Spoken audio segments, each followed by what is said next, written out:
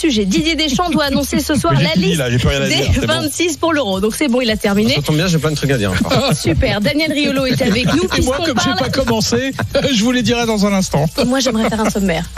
L'équipe de France a-t-elle besoin de Karim Benzema? C'est notre question. Pour Laurent Neumann, c'est oui, c'est le meilleur avançant du monde et son absence n'a rien à voir avec le foot.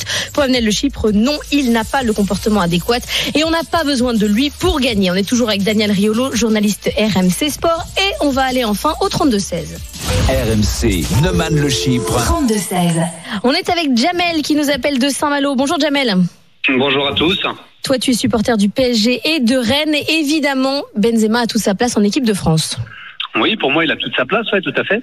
De par son palmarès aujourd'hui, qu'en fait, il n'y a qu'à voir un petit peu ce qu'il fait dans une grande équipe comme le Real.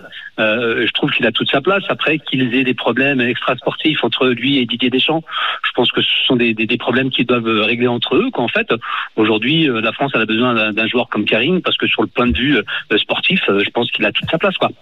De plus, les joueurs absents comme Martial, comme je dirais le niveau de Giroud aujourd'hui, fait que peut-être il y a 5 ans, il avait peut-être pas sa place, mais aujourd'hui, je pense que Deschamps se pose lui-même la question de savoir effectivement, je pense que s'il a besoin de lui ou pas. Et je pense que le sujet est d'autant plus important aujourd'hui parce que lui-même, je pense qu'il doit penser qu'il a sa place en équipe de France. Ouais, et contrairement à toi, Emmanuel, visiblement, Didier Deschamps, s'il est confirmé qu'il prend Benzema dans la liste des 26, il accepte de changer d'avis. Ah oui, il a déjà changé d'avis. Il y a toi qui change pas d'avis. Toi, tu raisonnes comme si on était encore en 2015 ou en 2016. Mais on est en 2021. L'équipe de France, elle a un autre visage que celui de la Coupe du Monde, de la dernière Coupe du Monde ou même de 2015 ou 2016. Je crois qu'il a compris. Non, il comprend pas. Mais Daniel, est-ce que justement en 2021, on est obligé de prendre Karim Benzema parce qu'en fait, sur le plan sociétal de l'acceptation sociale, c'est pas possible de pas le prendre. Une pression sociale trop forte.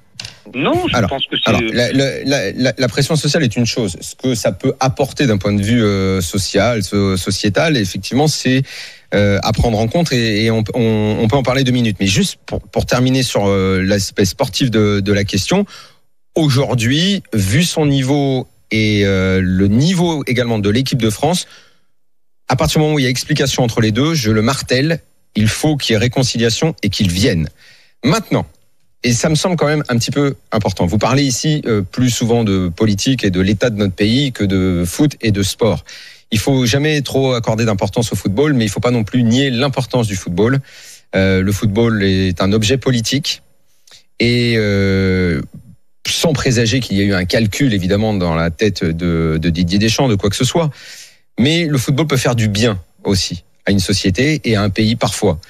Le climat aujourd'hui en France, moi je le trouve extrêmement tendu. Tous les débats politiques me semblent être écartelés entre ce que certains des hommes politiques appellent la tenaille, extrême droite et extrême gauche, insoumis, indigéniste, islamo-gauchiste. Et je trouve qu'on n'entend pas assez fort ceux qui n'ont pas envie d'être pris là-dedans. Et ceux qui n'ont pas envie d'être pris là-dedans, je pense qu'ils doivent parler plus fort et je pense qu'ils doivent se retrouver dans une équipe de France où on ne va pas d'un côté dire... C'est ce qui est dit du côté de la gauche et de l'extrême gauche, pas plutôt de l'extrême gauche. Ouais, Benzema il va pas parce que c'est une équipe de France de racistes, parce que Deschamps il est raciste. C'est pour ça qu'il le prend pas. Et avec cette espèce de ressentiment à l'égard de l'équipe de France et de la France tout court. Et de l'autre côté, tous les gens du premier parti de France, malheureusement, qui eux disent on n'a pas besoin de Karim Benzema, c'est un sale mec, il s'est toujours mal comporté. Ce qu'il faut, c'est le langage de la vérité. Benzema ne s'est pas mal comporté quand il était en équipe de France. Il s'est bien comporté. Et il a eu des problèmes avec un joueur de l'équipe de France, il faut le rappeler. Il a été auditionné pour ça. Il y a une affaire qui est en cours. Il doit être jugé pour ça. Il y a un procès qui va avoir lieu. Il y a un procès, il y a une affaire. Il doit être jugé pour ça. Et la décision n'est pas encore tombée. En attendant, il a le droit de jouer en équipe de France. Il avait un problème avec le sélectionneur qui était parfaitement compréhensible. Il avait eu des comportements extrasportifs qui n'étaient pas très sains. On l'a dit. À partir du moment où il y a une explication, il doit y avoir réconciliation. Et si en plus sportivement c'est justifié parce que son niveau est bon, j'aimerais qu'on se retrouve tous au moment de l'Euro et qu'on soit très heureux du retour de Karim Benzema. Et c'est quelqu'un qui a très longtemps dit dans l'Afterfoot, notre émission, qu'il était contre. Parce que tant qu'il avait ce comportement, ces mots qui étaient en suspens autour de la tête de Deschamps, parce que je déteste les gens qui accusent les autres de racisme, sans preuve, sans rien, juste comme ça, comme l'anathème qu'on balance à la gueule, je déteste ça. Et Benzema l'a fait. Mais à partir du moment où il y a explication et que c'est réglé, qu'il revienne, parce qu'on a besoin de lui. Donc une réconciliation entre deux hommes bénéfique pour la France, en fait. Sans accorder trop d'importance à ça. Quand même. Néanmoins, je pense que les petits signes comptent.